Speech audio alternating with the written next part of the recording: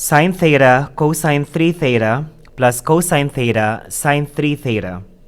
Can you simplify this trigonometric expression instantly? Give it a try and type your answers in the comment section below. And you may play the video whenever you're ready for the solutions.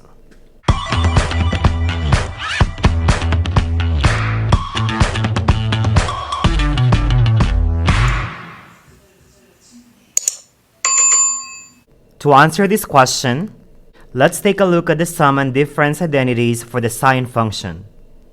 Sine of a plus b is equal to sine a cosine b plus cosine a sine b.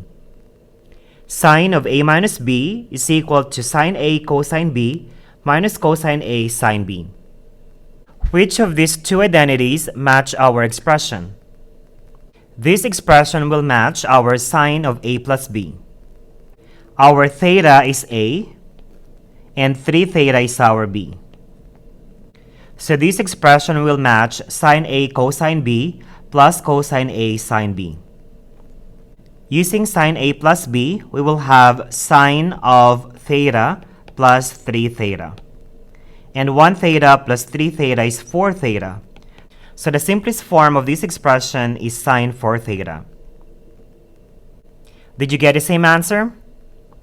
Thank you for watching, and please consider subscribing to my channel at Celzo Academy.